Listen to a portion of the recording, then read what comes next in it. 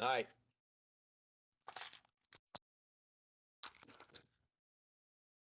All right, guys. All I right. I didn't realize that I had the display capture mic on the opening Moabo. So you heard Sully rustling around, probably looking for some donuts. Good morning, everybody. We are live. We are live. Watch out for Hot Mike. Yeah, we're good. We're good. It picked up. Was all right, guys. Gotcha. Good morning, Mick. Good morning, Robert. Shane, how you doing? Got the Um, boys on now. yeah, I had I clicked live and it's like I noticed the little audio bar going and bouncing. When it was at the Moabo, and I'm like, Sully is hot. Sully is live. Ah, well, it wouldn't have been all that bad. I'm like, please please don't. Well, hey, you know what? Hey, it ain't 3 weeks ago, so it's all right. It ain't no big deal. Like, We'll just move on and yep. continue on with the day. Good morning, everybody. Good morning.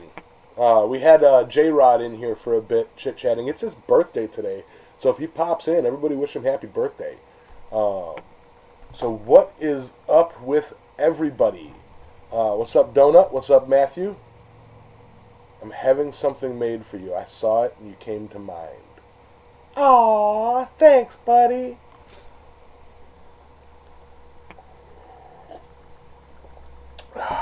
So, let people kind of filter in a bit. And, yeah. So, me and Sully, we kind of have a topic, but we'll wait till people kind of get in a bit. Get comfortable and lean in a bit. Good morning, Dog Bones. Y'all hear me all right? I look red. Yeah, I had a morning issue. I let me adjust my camera so I don't look so Yeah, red. that is a weird lobster filter you got going on there. Yeah, Just saying. it's my white balance, I tell you. Plus the shade off of my What shirt. what is that filter? Little Red Rocket or what? Sunburn. Sunburn. Okay, hold on. I got a color correction. Uh, no game. Evening, Adam. Evening, Adam. How's it going? Just get off work, or is it your week off?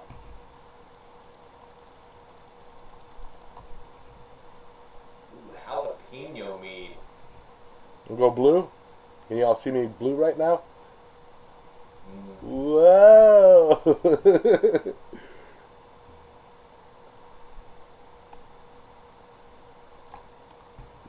Okay, so I got to do it on my camera. All right on, Adam. Hey, Robert. Glad you can make it. I'm gonna do it on my camera.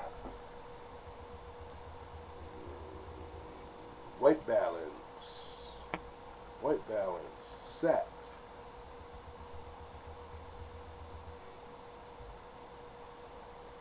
Set. Yeah, it should be a little bit less um, angry. Speargrass, how you doing? All right. Is that better there, Matthew? I don't look quite so red. Maybe I could open a window and get some air. Uh-oh. Speargrass is back. Entertain everybody with your crazy accent, buddy. Absolutely. Yeah. I was just trying to get connected. Yeah, sometimes it takes a minute. It does. Uh, How are we all this evening? Hi, Fantastic. Doggone. How are you? Can you all hear me from And over here? Matthew? Yeah, we can hear you. Alright, I'm just opening up a window. It's a beautiful day outside. Put the fan in, suck some of this smoky air out, because, you know, smoke like a chimney. And that should really help improve the color. Nope, just gives a shine right here. Oh well, you all can deal with it. But, Lizardland has been closed for like 2 weeks. I think they're on vacation. So, and the pet store nearby is out of mealworms. So my girls are hungry. I wanted to tell you, Yamas, I completely slipped my mind until you just brought that up. The day I got home from quads, well, not quads, I mean, like, you know, I went from quads to my dad's to the house. So it would have been like, whatever day that was. Sure. Yeah, my daughter went into town for something, and I don't know, PetSmart or Petco or whatever one it was, had all of their iguanas on sale, and she got like 4 of them for $70. Nice. Iguanas? Yeah. And then she sold 2 of them like for $80 before she even bought the one. She had somebody sell her the money for 2 of them, and then she used that to buy all 4. Oh, okay. I just realized an audio issue. What? Give me a second. I just realized they're hearing you guys double talk because it's on speaker. So I have no clue where my headphones are.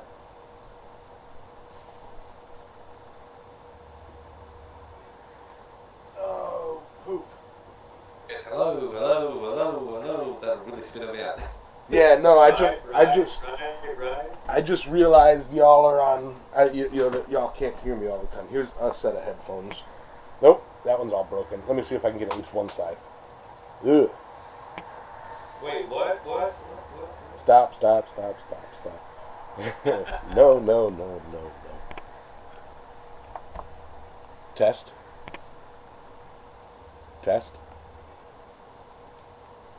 I can't hear you guys. All right.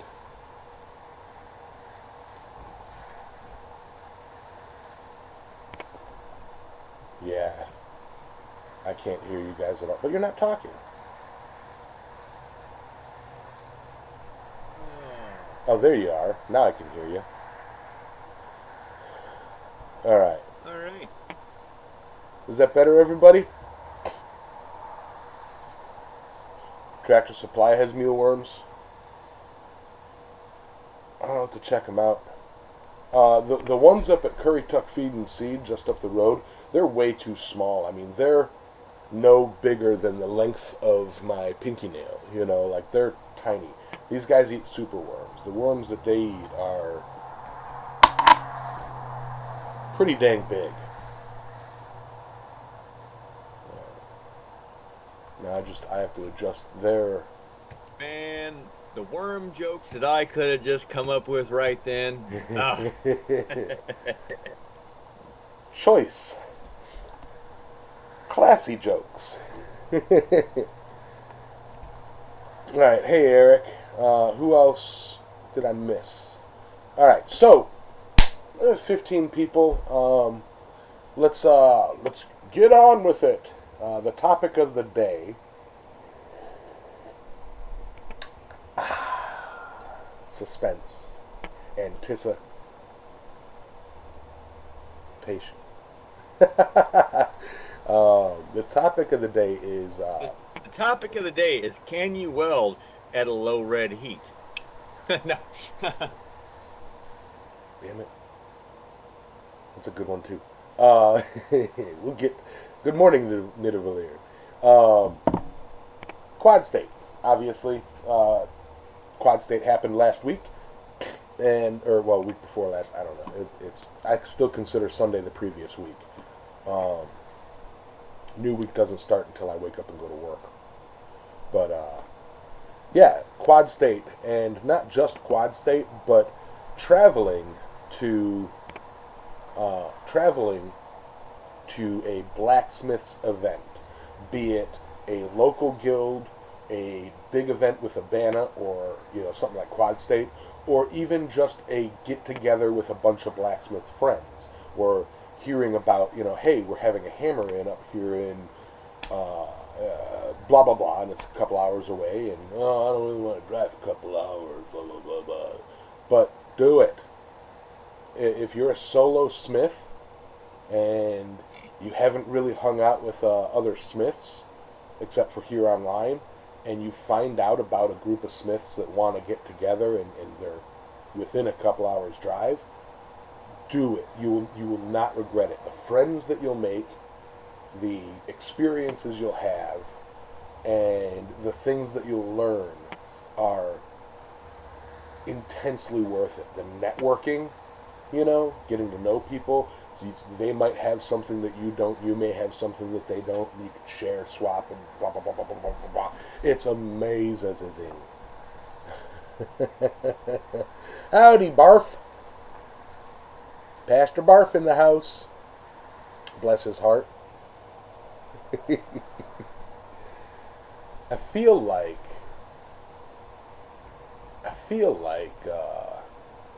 man. Chicken and night? No. Dun, dun, dun, dun, dun, dun. No, shut up, Shania Twain. No, I feel like once I changed, plugged in the headphones, you two stopped talking. Or is it that I haven't stopped talking? No, yeah, maybe a combination of both. Now I got that damn song stuck in my head, young miss. Thanks. Yeah. What is it? Hey, Alexa, play I Feel Like a Woman by Shania Twain. Okay, Google. And play I I was, Feel Like and a I was Woman. sitting here, and before you did the da da da, I was in my head going, I feel like chicken tonight, and then yeah, you completely changed my rhetoric. The Aussie, there's another one where it goes, I feel like a Tooheys, I feel like a Tooheys. There's an old beer song, a beer ad. No, any chance to get to gather and forge or palaver with other smiths is good. It's chicken soup for the brain. Yes, I mean, back to topic. I hear you, Donut. Yeah, it's like shut up and talk, right? Oh, pupper dogs. So everybody's heard our quad state stories, like, well, not everybody, but a lot of people have, and we'll probably get into that. Adam, what have been your experiences with, like, getting together with other smiths? I mean, do you get the opportunity to do that very often, or what's your situation there? I am the only small-time blacksmith that I know of in my part of the country, so I'm the only one in Darwin. There are other people that say they do it and try to organise having them around, but they kind of evaporate. So my only real stories is travelling down to see Tam. So that's and Tech. So having the opportunity to actually travel down south and meet up with Tech and meet up with Sam, and exchange ideas, learn from Sam, of course, but also like hang out and just I mean, every time I go down and catch up with Sam and Tech, Matty, we end up blowing at least an hour or two just Catching gas up. bagging, not really doing anything, just catching up and gas bagging until it's kind of like one of us goes, right, we better do something to make this trip worthwhile, and so it's good social interaction. And there's nothing more that really, there's nothing I find that sparks a passion like sharing that passion with other like-minded people. So, and of course there's always learning the different techniques. People do different things different ways, and picking up shortcuts and all that type of stuff. Even if you don't specifically do a lesson, it's that exchange of ideas that might, you pick up and might do something else. So, I mean, like, I've last trip down to WA during this year. I we had a mini hammer in with Sam and Tech, and barbecues, and it was only a day, but had a bit of a cookout, made some things. Sam really enjoyed sitting back and watching other people work rather than have to work for himself. So it was a good chance for him just to chill, and he did end up picking up a hammer and stuff like that, but it was more it was more that ability to change your role, so to speak. Yeah.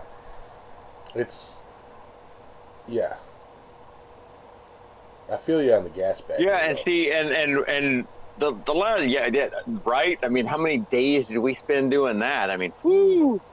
I mean, we get together and it's the same thing, except we don't spend an hour just shooting the stuff. It's days.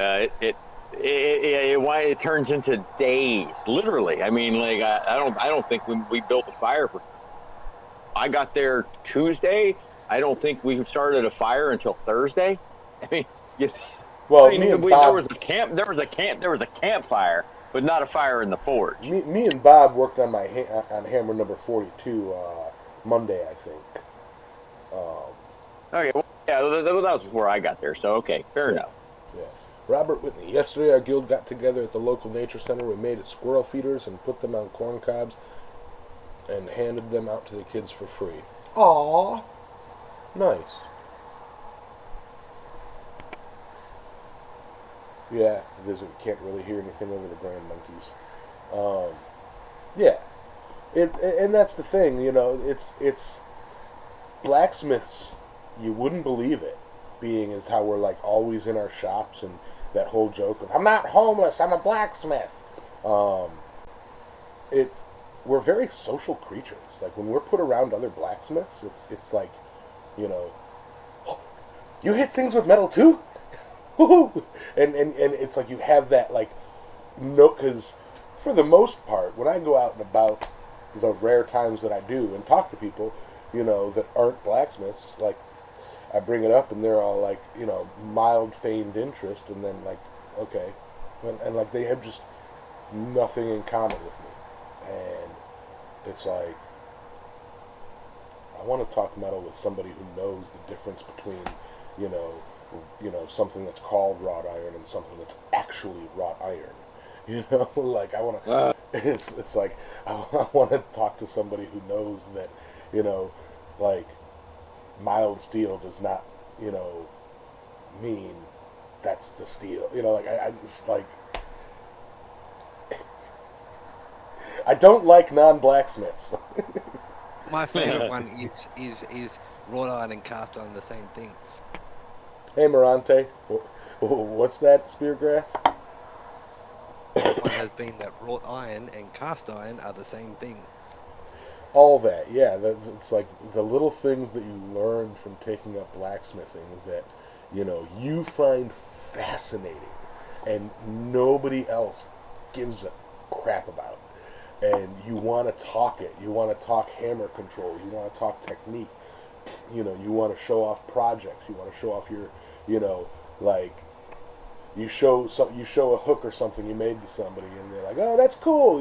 Like it's really good.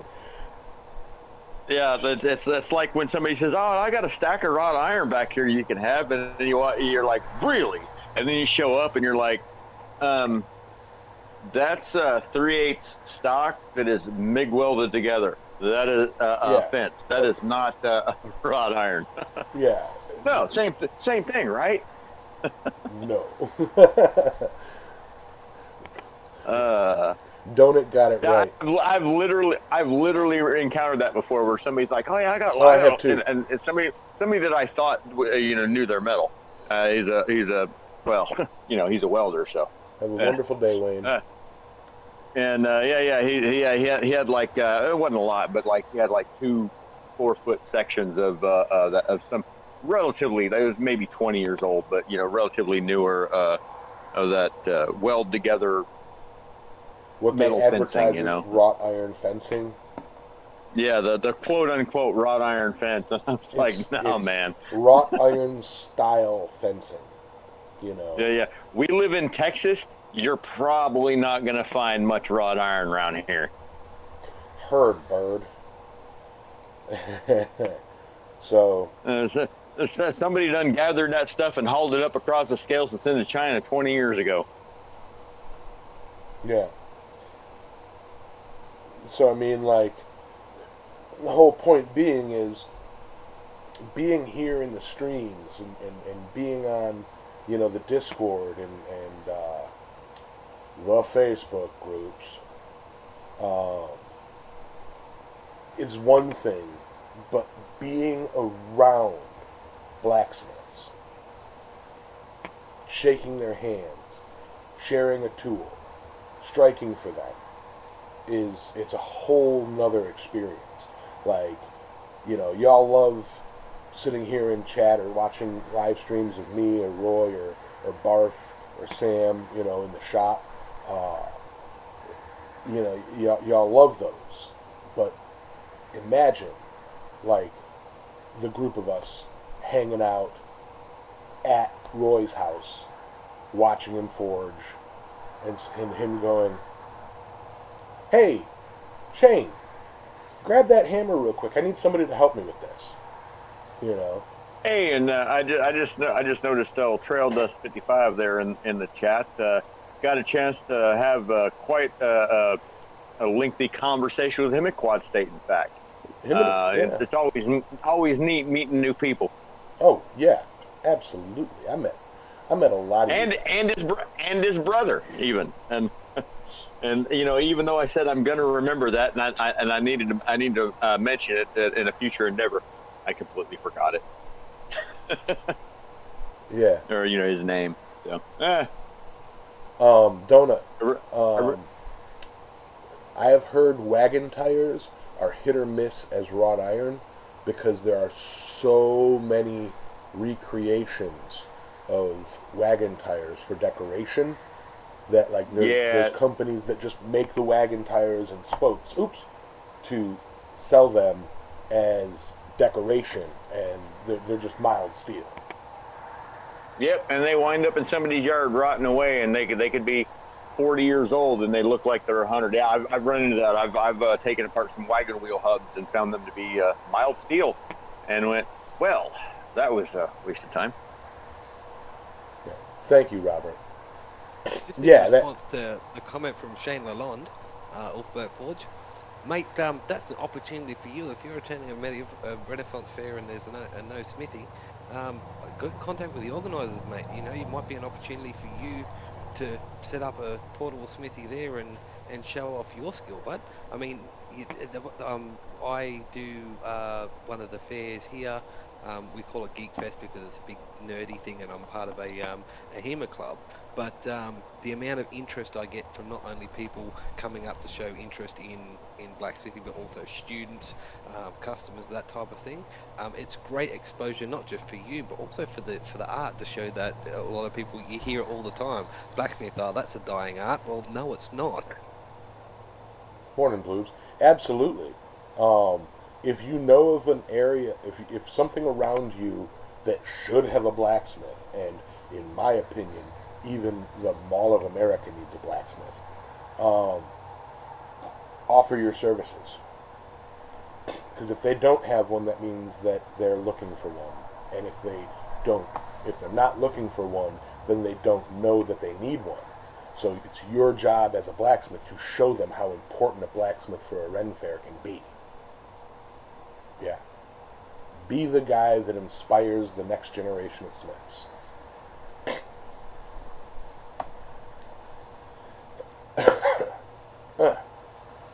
So, Ben Strickland, good morning. It was also fun camping with Ben. I'll tell you that one night when Roy was over, and you know, right? Ben found a crawfish hole, and he's like, "I don't like it." It's like right by his feet. And he's like pouring his drink down it, and you know, sticking things down there, and it's like, just leave it alone, man.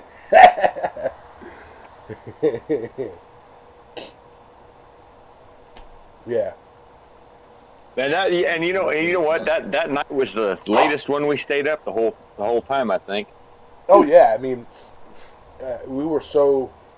I feel bad because it's like I wanted to spend more time hanging out at John's and doing things at John's, but I mean, we were so busy over there at the fairgrounds, or at least I was, with having something in the gallery and trying to kind of be there for that. It's like it was like wake up, eat breakfast, mill around a bit, and then be over at the fairgrounds, by noon, and then I'd be there until like 6 or 7 each day, and yeah, it's fun. Yeah, I had it way easier. I'd get there at noon, and I was done walking by 1. I was like, "Yep, I'm done. I came, I saw everything there is to see at this point in time, and I'm done." Yeah. There's no point in sitting here and staring at the grass for another 4 hours. Yeah. Well, I got roped into helping a bunch of guys drift or make a flatter and stuff. Yeah, I did see that. I did walk by while you were doing that, but yeah, I mean that wasn't really my bag at the time. I had other stuff going on, so yeah. I mean, I had a great time though. I mean, yeah. I recommend it even if you can't make Quad State. I mean, just getting together with a couple people. Yeah. Or another person, even just one other person. Can be so much fun. I know when the night that I showed up at the Sprinkle Donut Forge, I figured, oh man, I'm going to be getting there about midnight. I don't know. I mean, all we're going to do is like, maybe drink a beer and crash out. No, we forged till 11 o'clock in the morning. I mean, yeah. So I mean, you'd be surprised how much camaraderie you can have with somebody you've never even met. Just because you happen to share a love for the craft. Absolutely. It's amazing.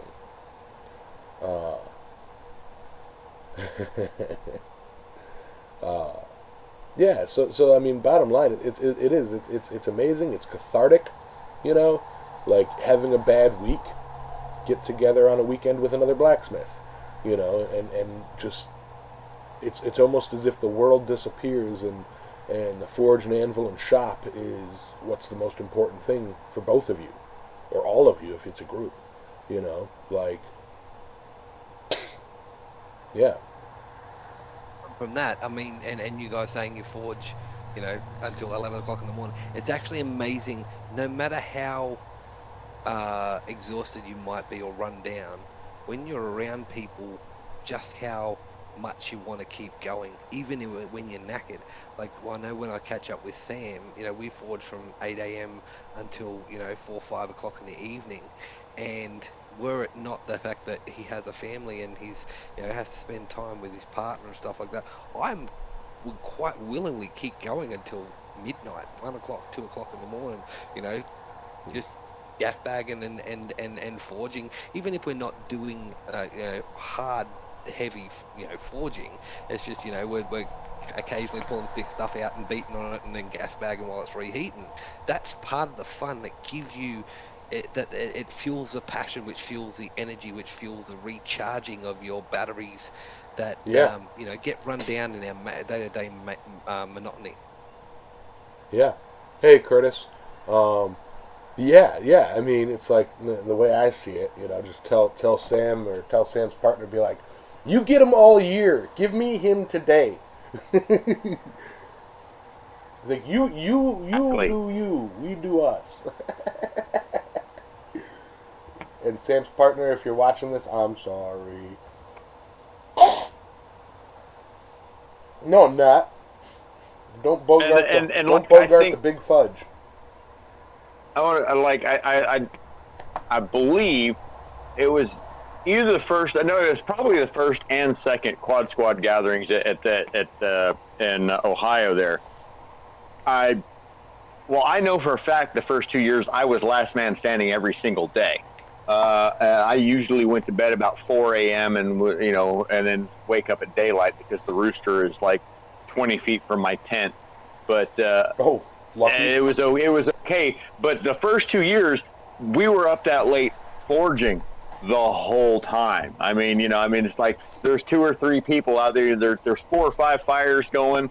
There's 2 or 3 people on each one, and there's just this constant tink, tink, tink, tink, tink, tink, tink, tink, tink, You know, as the, Yeah. it was great, and then over time, I mean that it has kind of dwindled off, and it has been more for us, just in our situation. It's been more about just hanging out, catching up, and visiting with friends that we consider to be family, Yeah. and then occasionally, hey, let's do a little group project here I sometime, think or hey, can you help me with this project? So we get that stuff going on, but it's not so much just like it used to be, where we just straight up stand in front of a it's fire not a circle of fire. 12 hours a day for 5 days. Well, and it was kind of funny because I think everybody collectively thought, oh, everybody brings their forge. I'm not going to bring mine this year. You know, like I was going to bring mine, and I'm like, Rob will bring his, and like there'll be like 3 other forges. I don't need to bring mine, and nobody brought a forge. That was crazy. That was crazy. Not a single person brought a forge this year. I was like, well, that's different. Yeah. Well, I was going to. I had it. Before. Even the last one, we had, what, 7 or something like that? I mean... Yeah, exactly. That's beautiful, Robert. Exactly. I mean, it's just like collective. We all went, I'll use so-and-so's. And I specifically, I mean, like, I drove up and I thought about bringing my little propane forge, and I was like, honestly, the 2 projects or 3 projects that I need to do while I'm there, I need to do in a coal forge. So I'll just use John. And then so I didn't even load up my forge. And then it turns out, I guess everybody thought the same thing, because. Hey, Hans, what's up, man? And Bloobs, yeah. Morning, Hans. I do have the book. I don't have the stamped page yet. Hubcap forgot his touch mark, so he brought it, or he took it back with him, and he's getting his and Ed Soul's touch mark on it, and I believe also he was going to get John Coffey's on it. I forgot to bust it out while we were all there and get everybody's touch mark at the fair, or at the coffee grounds. But at the very least, yeah, I mean that was pretty messed up. That I had to stand in the back of your pickup and touch mark for me and Rob with a propane torch, and the whole week we couldn't be bothered to heat the plate up and stamp it. You know. I know, right? But it was fun, huh? Here we are, 5 minutes before we're all hitting the road. Quick, we gotta stamp the page. Right? We had a week. We failed. I mean, I was walking around with that thing, collecting stamps. Apparently, I C-blocked Charming Hollow Forge with Peter Brasvenix 100% on accident, So, there's that. But I think I made up for it by doing something. And I don't remember what I did, but I remember Hans came up and gave me a hug and said, well, you did this, so I forgive you.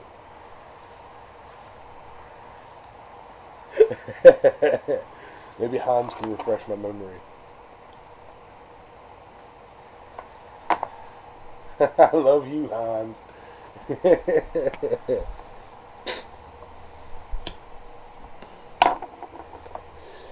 Yeah, the book definitely has an interesting story thus far.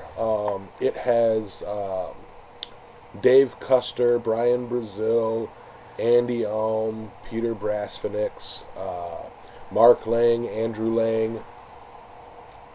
All blacksmiths are a brotherhood, Morante. Yes. Whether I've met you or not, you're part of my clique. Somebody who's better at writing than me, Curtis. Absolutely. I've got Roy, Big Dog, John Switzer. I've got Shamrock Forge. I've got Granddad's Forge. I've got Treatle Shed. I've got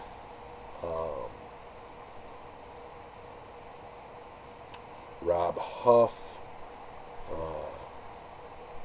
Oh man, Ben Strickland. Did you get yours on there yet? I can't remember. Yes, he did. Yeah. Okay. Well, Ben's. no, wait. I don't know. I can't answer him because I did help him, like practicing on a piece of copper, trying to see if his touch mark would work. I don't know if he actually touched the book or not. Yeah. So. I ain't got your stamp on there yet, Donor. But yeah. Oh.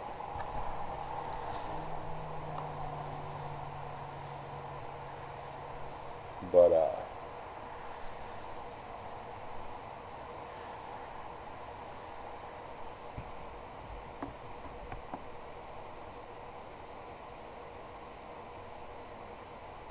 with me and Rob, right. Did the roughly how many stamps did the or touch marks did the book actually get over the quad state?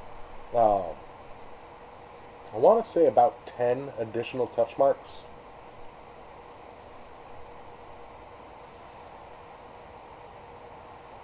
You'll hit it with the new one once you get it. Heard. Yeah. So waiting for it to return from Indiana, and then I will put it together and do a video on it. What's that? Yamas is going to edit a video? Finally. No, he's not. No, he's not. It's gonna be a one and done, one shot, one and done, upload, good to go. He's not gonna edit shit, stuff, anything. Yeah.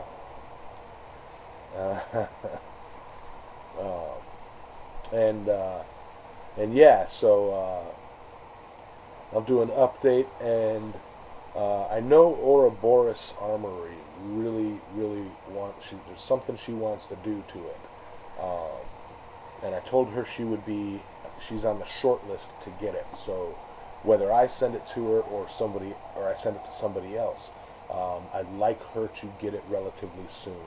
She has a plan for something, and she won't tell me what it is. So, man, like ironically, I could have totally hand carried that up there and had her meet me, like, right up the road, because she's literally like 70 miles away from where I was at. No kidding. Yeah, but I mean, whatever. What's up, DK? And I just want to touch on something there, Bloobs. Man, you don't have to have a mark yet. I mean, the book's going to be around a good long while. It's not like, we got 6 months to get all these touch marks gathered up, and then, I'm sorry if you didn't hit it. Sorry about your bad. Like, no, this is one thing that's just, it's kind of like the whole tree thing. It's just going to keep going, I mean, so when you get one, you can touch it. And if you don't have one, stamp it with your initials or your forge initials or whatever. I mean, it's whatever you mark your work with. That's what you put in the book. And if it changes, mark it again. I mean, there's no harm, no foul. It's just it's an interesting thing to look at and go, oh, I know that mark. Oh, who's this? Hold on, let me look that up right quick. Things like that. Right.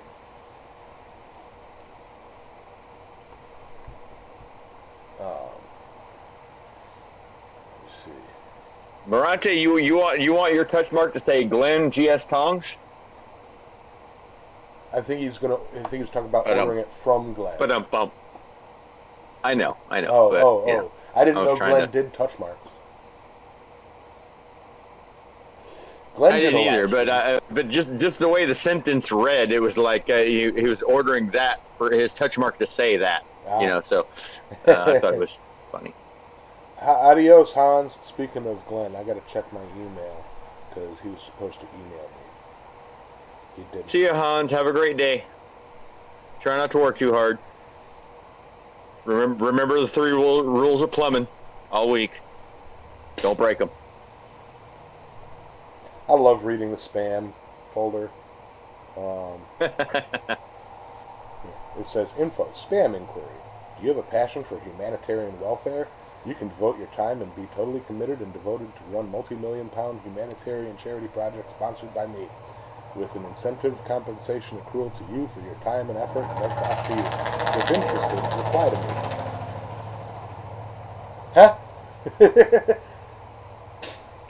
Yamez, was that your hot mic there? Oh With no, the, somebody was driving Braille. Okay. No, okay. It sounded like a loud exhaust, but No, somebody was driving Braille right out my window. It could have been loud exhaust. I don't know.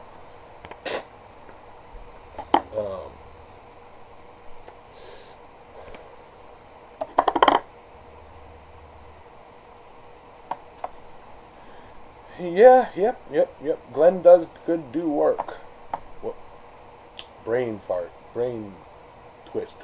yeah. Glenn. So you get the email from Glenn that says I do good hot work. What did I say? I said Glenn good does do work. What did I say? Yeah, something like that. Glenn does. It totally sounded like you were making a joke about the I do good hot work thing that everybody used to get. So Glenn does do good work. Okay.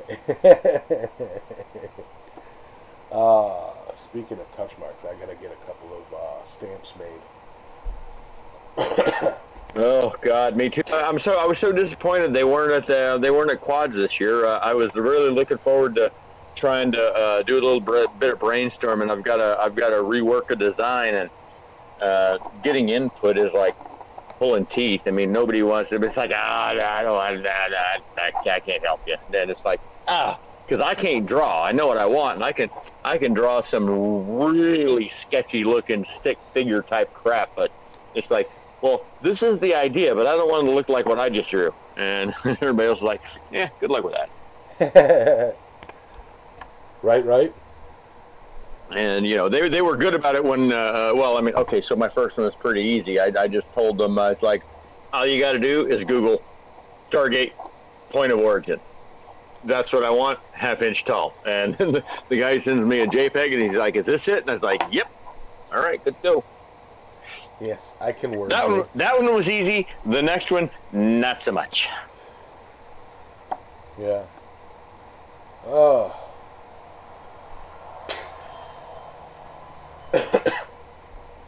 Yummies can word gird. Yeah, well, sometimes. Yeah, Morante. Yeah, it's good to know that the forging tradition is starting to be rekindled over there in Brazil, and enjoy being part of that rise. Yeah, Ben Strickland. Yeah, I will for sure, dude. I will hit you up. Yeah, tomorrow or the next day. Yeah, give or take. 'Cause, I mean, after this, I'm going to sleep. Whatever. If I don't get to you by like Tuesday-ish, with Sunday, Monday. Yeah, if I don't get to you by Tuesday, hit me up on Messenger to remind me. I mean, I've got stuff drawn out and whatever, and I mean, I'd like to see if I can get with you on kind of a voice conversation and kind of go over with you what I got in mind. But if you can draw, I mean, that'd be cool. I could definitely use the help. Something that I can present to the people that do the carving and say, this is what I'm looking for. Because it's hard for them to just throw an idea at them and have them try to come up with it. Yeah. So, project I'm working on, trying to make a titanium ring.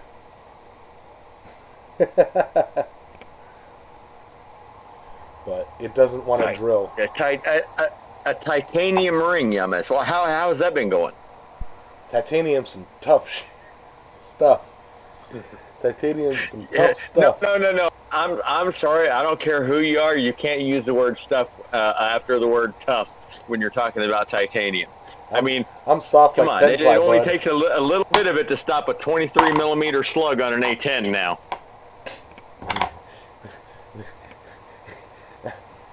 I can't drill it, so I have to drift it.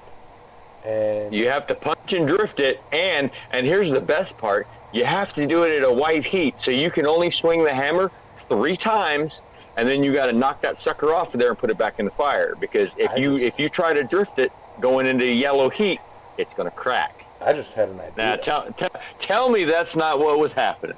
How does it cut with oxyacetylene? I have never tried. I've only done the hammering and the flattening and the grinding and stuff like that. I have not punched and drifted, but I did notice when I was trying to extend my heat, like get as much out of it as I could, I started cracking the titanium as I got down into the yellow. I did notice that, but I didn't try cutting it with a torch. That I'm gonna try. It was fun cutting with a torch. Huh. He was talking about cutting up a copier machine, a printing press machine. The copier machine. I thought he was talking about titanium. Yeah. I was like, huh. Yeah.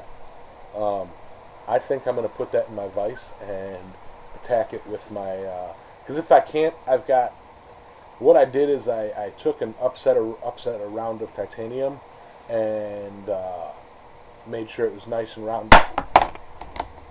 rounded out, and then hot cut a slug off and then flattened it in the power hammer and then punched and drifted a hole.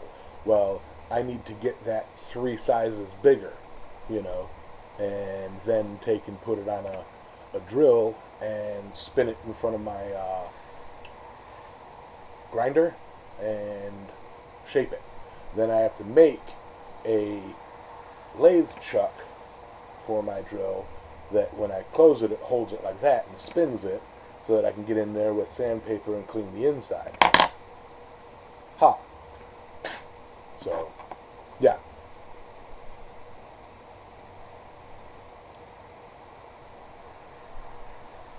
Projects. Everyone knows that I'm in the process of trying to set up my property and then get, hopefully, my workshop built as soon as possible. Today, over this weekend, I've actually had a bobcat because I've been spreading 40 minus road-based scalps down my driveway, and I was also had to clear my western boundary as a fire break. Now, today, as I was doing that with a friend of mine, a whole heap of side-by-sides drove down the road easement that borders my property, and the guy in the lead side-by-side pulled up and said, "Do you guys need a bigger machine?" I said, "Well, I'd love a bigger machine, but I can't afford it because I'd only hired the Bobcat that I was using. It's only a small one." He turned around and said to me, "Oh, I've got a loader and a backhoe at my place. I just need to replace one of the hoses on the loader. When I get back this afternoon, I'll send you a message and we'll organise so you can borrow it in the future." So hopefully, fingers crossed, next couple of weeks I'll have access to a loader to clear the pad for my new workshop and an excavator in order to dig the foundations and the trench for the power line, so that it will all come together much faster than I had anticipated. So fingers crossed, I'm up and running very soon. Right Nice. on. That's awesome, man. That is real cool. I got to play with Hey, it and I'm just curious. You call it a skid steer a bobcat, which is what we call it too, and it's kind of like universal language. Is that like a common term over there, or did you use that for the courtesy of the Americans? He goes, actually, it's called It's a dishwasher. skid steer, but it's a skid steer, but yeah, bobcat is a common term. It's like Glad Wrap versus Cling Wrap. Glad Wrap's a brand name, and everyone calls Cling Wrap Glad Wrap. Right. Okay. No, I was just curious because, it's a skid steer, and here everybody calls it a bobcat. And I was just wondering if maybe it had some other crazy Australian name that you knew we'd never recognize, and substitute in something Matthew told you long ago. I don't know. So no, that's cool. That seems to be a universal nickname. I was gonna say no. They call it a track swisher. Let's just come up with just crazy Australian nicknames for things, or things that sound Australian.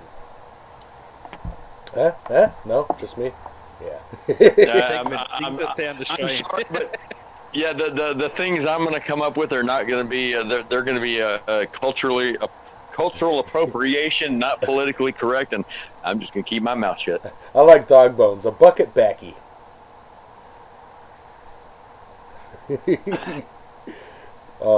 Magnesium burns, titanium, I don't know. If anything, right, an Australian version of a bobcat should be called a wombat, right? Because if you ever seen a wombat, those things are little tanks, right? You hit a wombat with what you guys would call a truck, what we would call a four-wheel drive, a 4B. If you hit or an SUV, if you hit one of them, the wombat might die, but it will write off your vehicle, completely write it off. So they're little tanks, and they dig underground amazingly well, and they're really hardy animals. Yeah, poop square as well. But that's what I'm saying. So if a bobcat was going to be called anything as an Australianization, it'd be called a wombat. They poop square. I'm sorry, wombats poop square poop. Cubes, not square, cubes. You know, just keep them away from the brownies, because then you'll get confused. Oh, hey, I'm gonna see if I can get the video a little later, and I gotta break it down. But while I was at Quads, one of our guys had his phone stuck up in the back window while he was pulling a truck up the hill, and he had his poles up. Which, I mean, if you don't know what I'm talking about, it's not gonna make any sense. But he was pulling this truck up the hill with the load on, and the number 2 winch line broke, and it sent an 8-inch snatch block through the back window of the truck, hit him in the side of the head, the neck, and the shoulder. It made him, it gave him a concussion. He was puking and stuff, and he's been kind of in and out of work the last couple of days. But it just happened to have the phone in the back window recording it when it happened, and I saw it this morning, maybe about an hour before church started, and I was like, what? Oh my God! I don't know. I mean, but I don't even know why I thought of that. I was like, and then you forged a piece to fix it? Well, no, dang it! There was a segue there for something. And I freaking forgot what it was. Never mind. Anyways, it blew the back window out, the front window out. Whatever. Guy's okay. Not dead. But there was going to be a segue for the reason I brought that up, and I now don't remember what it was, because I got all excited about in my own head, excited about the mayhem and destruction. Ooh. All right. Yeah. Anyways, in other news. Yes. So yeah, I'm seeing people chatting about what happens when you try to cut titanium, how it's a spark show. But I don't know. Well, yeah, titanium is pretty strong stuff. I mean, like, my first encounter with titanium was as an A-10 crew chief. That was the stuff that was the bathtub around the pilot under, in the fuselage there that kept him from getting shot. And I mean, and honestly, I mean, like you'd be surprised how good aluminum is, because we used to, if a titanium plate got damaged, it didn't get replaced with a titanium plate. It got replaced with an aluminum plate. It was twice as thick, and which might have been because I worked in a training squadron and our jets didn't go to live action stuff, but I was told it was because double the thickness of aluminum is the same strength as titanium, is what I was told back then. But in hindsight, that might not be accurate. I don't know. Fun stuff to grind for sure, because the sparks are amazing. Oh my God! And cutting, I never had a problem cutting it. I've hot cut it. I've cut it on the bandsaw, and it cuts like butter. But it does not move under a hammer unless you're at a white heat. Wait, it cuts on a bandsaw like butter? It did on mine. Wow, because I hot cut this into a thing because I was afraid I would chew up the teeth on my last bandsaw blade. Well, it's not hard. I mean, it's not. It's very abrasive. It reacts to abrasion. Yes, very no, well. no. It is. So it's really difficult to explain the whole thing that's going on molecularly, but it's not hardened. You know what I mean? And but it is still soft. It's just tougher than hardened steel. But I don't know. No, I mean, like it may not cut as easy like with the hacksaw. I don't know. I didn't because I'm not. Difficult. I have no desire to find out how hard it is to cut with a hacksaw. I mean, I just chucked my piece up in the. And granted, my piece is only like 8 millimeters in diameter, so not very thick. And I just chucked it up in the old bandsaw there, turned it on, set it down, and walked away. And I came out like, and it was cutting. I mean, it wasn't like screeching or anything. And I came out a little while later, and it was off. I mean, I went and did other things. I didn't stand there and watch it, time it or anything, but it did not seem like it was problematic like the oxygen cylinders were. When I cut the tops off those aluminum oxygen cylinders, those took 45 minutes. And that's the longest thing I've ever cut on my bandsaw. This is why terminology can sometimes be important. So, hard, talking about hardness, is, for example, diamond scratches diamond, therefore diamond cuts diamond.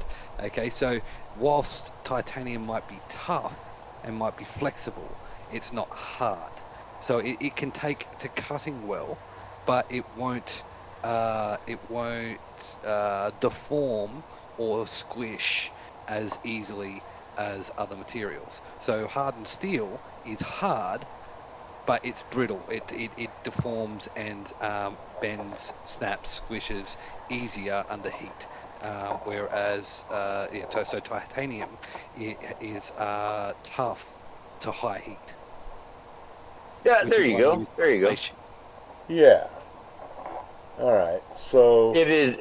It while it is still quote unquote soft, it is tough and resists malleability and ductability, I guess, maybe. Now it makes me feel like an idiot because I literally wasted about an hour and a half, probably 2 hours, making a small, so I forged it to a rough pancake, or to the size round that I wanted, and I thought, I don't want to cut it with a bandsaw, so I'll heat it up, take 3 whacks, heat it up, take 3 whacks, cutting it with the hot cut.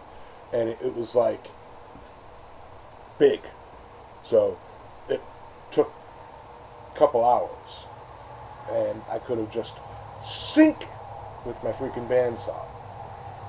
Yeah, and honestly, I mean, if you're gonna do that with titanium, you should just like buy a piece of titanium that's the right diameter and then mill out the inside and completely forego the heat. I mean, it's it is not unless you want to make a ring that costs $5,000.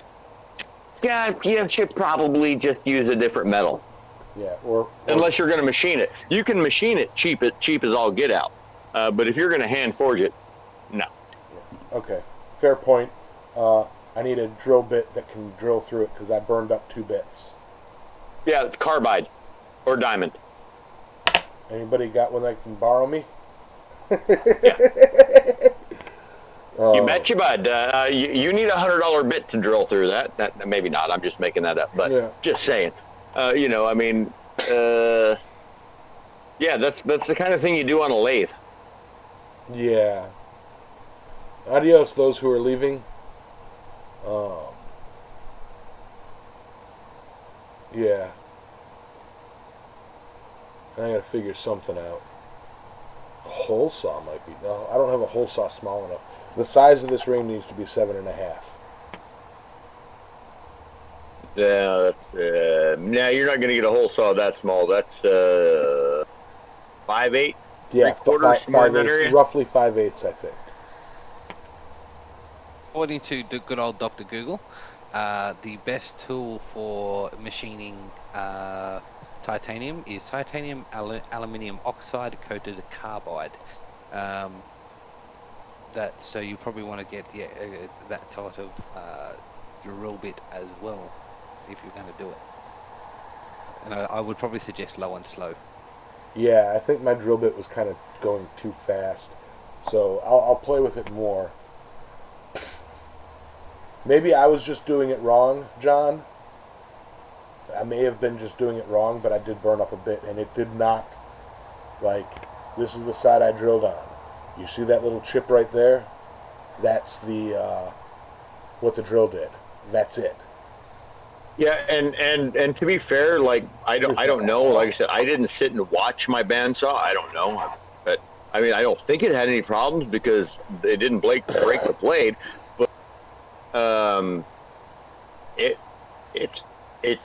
the blade is hard, the metal is soft, but the metal is tougher. That whole thing Adam was talking about. But then when it comes to drilling, maybe it has, like Emma said, maybe it has to do with the speed of the bit. I don't know, but I've never heard of anybody having good luck with a drill bit on titanium, unless you're dealing with a carbide cutter or, obviously diamond's going to cut through anything. Nobody has a problem with diamond cutting anything, but and yes, cobalt is correct. Cobalt and tungsten are the only two metals that are harder than titanium, or tougher, or whatever. And the only problem is the brittleness. Yeah, you got to go slow so you don't heat up and Real crack. titanium speed, going faster is actually better. While we've been talking since the start of this, I have been researching it. So going faster is better, but you need cutting fluid, and you need to keep it cool. So you need constant flowing coolant over the cutting surface to keep it cool. I read somebody that because I was doing my own little bit of research. And what somebody had done is they had taken a big Rubbermaid container and basically they have what they call a wet vise, which they basically take and put their vise in a tub, okay, and then have that under their drill press, and they fill that with ice water and drill when they're drilling titanium, and that just seems like freaking overkill to me. So the only I was just there's some debate whatever about the cobalt bit. I've never had a Harbor Freight one, but when I was an aircraft mechanic, I bought cobalt bits off the Snap-on truck, and other than when I, due to user error, when I broke one, I never wore out a cobalt drill because I only bought two sizes, 3/32 and 1/8. That's the only two sizes of rivets that we used in private aircraft maintenance. It's the only two sizes I used. And so I only drilled 3/32 holes and 1/8 inch holes. And I broke the drill bits all the time. I never dulled one, ever. So, I mean, and those things were, and I mean, they were $10 a bit, but never wore one out. I'm going to have to look into this. But I'm a do it to it kind of person, so wait, Yamez, I'm like 45, I don't know, 30 seconds behind on the video. Were you just doing the last dab there? I just seen you like pick something up and shake it. Oh, it was cigarettes, never mind. Yeah, I was waiting for you to catch up and see that I lit a cigarette.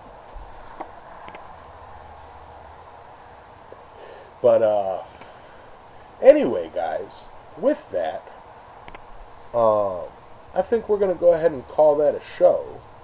I have to get over to Windfall at some point today, I'm sure. I'm pretty sure. Yeah, I missed last week, obviously. So yeah. Thank you all for being here. Thank you all for enjoying this and being a part of this and listening to me, Sully, and Speargrass battle on about, oh, how cool the community is, and oh, how hard titanium is or not. Everybody give these two a round of applause for having the braves and the guts to put their voices out there for you guys. But, Adam was a lifesaver. Came through in the clutch. what?